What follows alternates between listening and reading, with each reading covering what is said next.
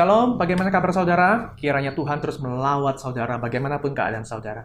Saudara pernah mendengar ungkapan yang berkata bahwa uang itu memang nggak bisa dibawa mati. Tapi kalau nggak punya uang, rasanya seperti mau mati. Nah, ungkapan ini memang menekankan betapa uang itu punya pengaruh dan peran yang besar di hidup kita. Tapi sesungguhnya kita nggak perlu reminder yang seperti ini. Karena tanpa reminder seperti ini pun, kita tahu dan kita berusaha untuk mendapatkan uang untuk kebutuhan kita. Tapi kita lebih perlu diingatkan mengenai betapa uang itu sering rentan dari perannya sebagai penopang dan alat, itu berubah menjadi tujuan hidup. Nah, tidak heran makanya Alkitab pun lebih banyak menyorot sisi yang seperti ini. Posisi hati kita yang rentan bersikap terhadap uang. Mengapa? Sebab dari posisi hati yang sudah mulai menjadikan uang bukan lagi sebagai alat semata-mata, tapi sebagai tujuan, dari sanalah sering lahir yang namanya kerakusan. Nah, bagaimana membedakan apakah hati kita sudah berada di posisi menjadikan uang sebagai alat atau mulai sebagai tujuan? Nah, kita lihat Amsal hari ini. Amsal 11 ayat 28 berkata, siapa mempercayakan diri kepada kekayaannya akan jatuh, tetapi orang benar akan tumbuh seperti daun muda. 15 ayat 27. Siapa loba akan keuntungan gelap, mengacaukan rumah tangganya, tetapi siapa membenci suap akan hidup.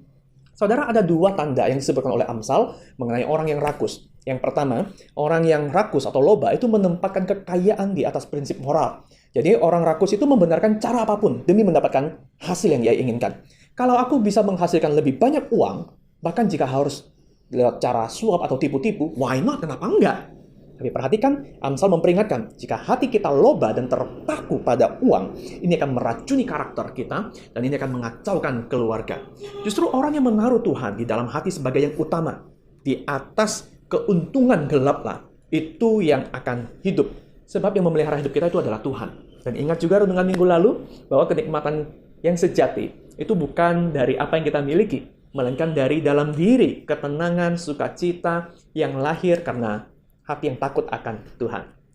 Yang kedua, saudara, orang yang loba atau rakus itu bukan lagi sekedar menikmati kekayaan atau uangnya, tapi mulai menjadikan uang, kekayaan sebagai sandaran, kepercayaan yang lebih dalam. Nah, ada orang yang mengandalkan uang untuk keselamatan dan rasa amannya. Semakin banyak uang, rasanya semakin mantap rasa aman, semakin akan selamat. Dan ada orang yang semakin banyak uangnya, itu akan semakin merasa nilai dirinya itu lebih tinggi, lebih percaya diri. Kalau uang makin berkurang, wah makin minder, makin rendah diri.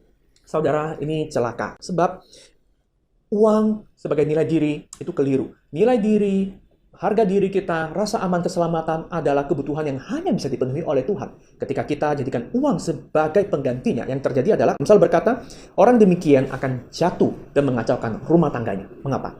Begini.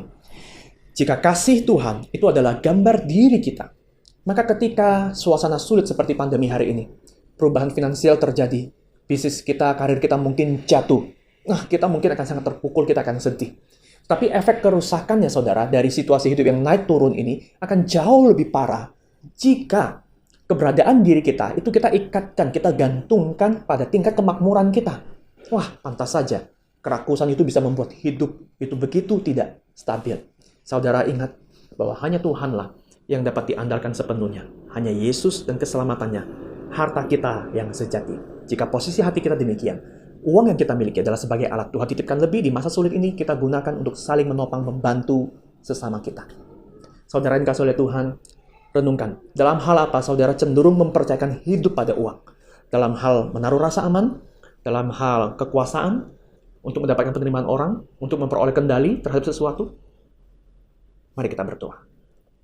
Tuhan, kami sering mudah menilai orang lain itu terlalu mengandalkan uang sampai menjadi buta hatinya. Namun bagaimana kami bisa yakin dan tahu bahwa kami tidak melakukan hal yang serupa? Tuhan, jaga hati kami dan bantu kami untuk berani melihat lebih dalam di dalam hati kami dan membawanya keluar tinggal membicarakannya dengan orang terdekat agar kami menjaga sikap hati kami terhadap uang.